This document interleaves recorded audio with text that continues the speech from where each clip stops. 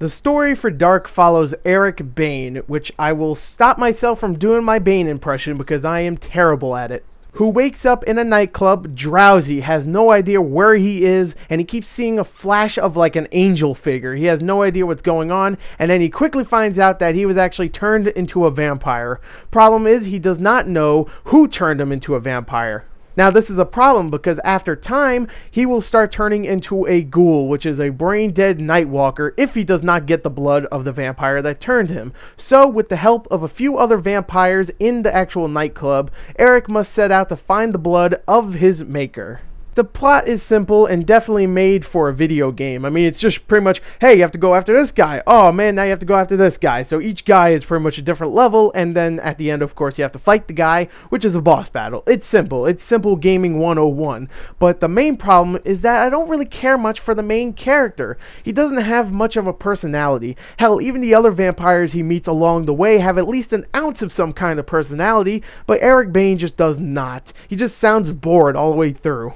I will give the story some credit. I do like what they do with the vampire lore at times, but for the most part, it's a forgettable story with a forgettable main character, and even if there's some personality with all the other characters, they're still pretty forgettable as well. So there you go. The story here is nothing spectacular.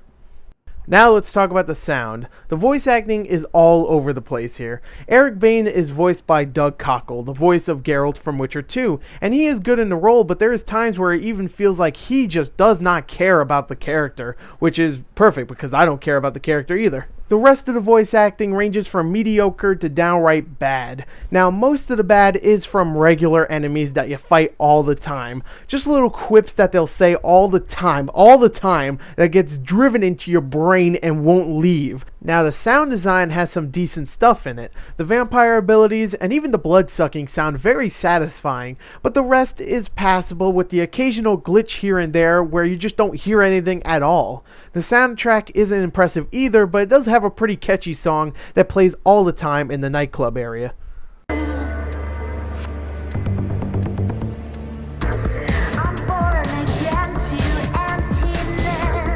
Overall, the sound is a mixed bag, but it's not terrible.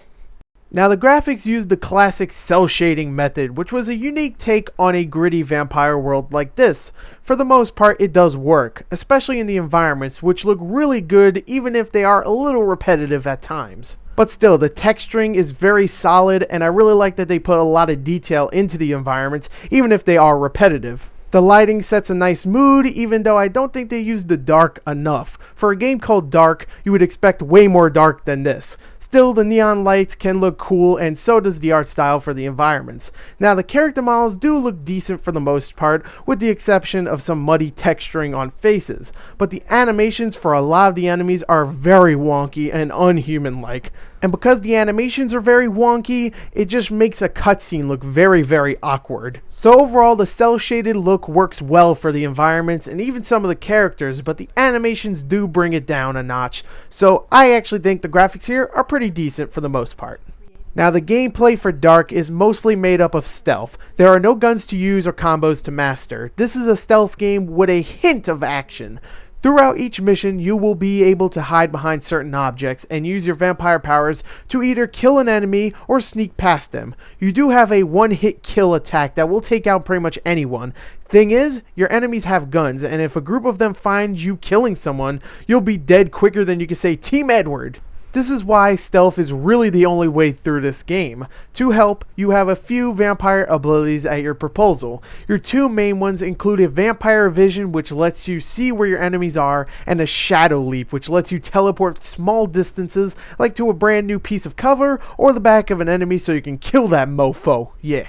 While you progress through the game and kill multiple enemies, you get XP, which, when you get enough, will unlock a skill point that will let you make Eric himself stronger, his abilities more powerful, or let him unlock brand new ones. Some of these include health regeneration, brief invisibility, and one that will stun multiple enemies at once, and so on. There are actually a few more, but I'm just going to give you a little taste. Each one of these can be upgraded and made more powerful throughout the game.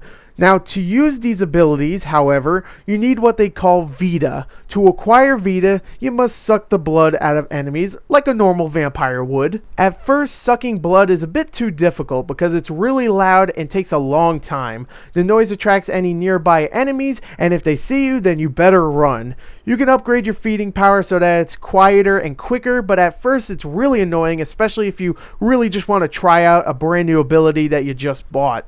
Sucking blood will also only get you 1 Vita at first, but you can upgrade it later on so it gives you 2. The stealth gameplay is familiar, but it's fun, especially when you get to use the abilities to take out your enemies. I enjoy raking up XP so I can buy a new upgrade, or even buy a brand new ability so I can kill the next guy easier.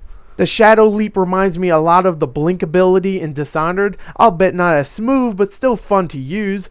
There are a lot of different ways to take out or slip by your enemy, which I like. Variety is always a good thing. Now, the AI for the enemies, on the other hand, is extremely lackluster because it's the predictable type where enemies will move back and forth in the same pattern over and over again, and maybe look to the left, look to the right, and then go back to their business. After a while of just learning the enemy patterns by watching one walk, the game can start to get a bit boring. Luckily, the game does move along at a decent pace, but it only changes up the enemy types a couple of times. I still very much enjoyed using my abilities to either distract, sneak by, murder, or feed on an enemy, but the gameplay is definitely hurt by its simplistic AI. Now to wrap this review up, let me just say that I did notice a couple of glitches here and there. Nothing big, but they were there, and the overall performance did get dragged down at times for me because of a few cases of frame rate drops where there was, I guess, too much stuff happening.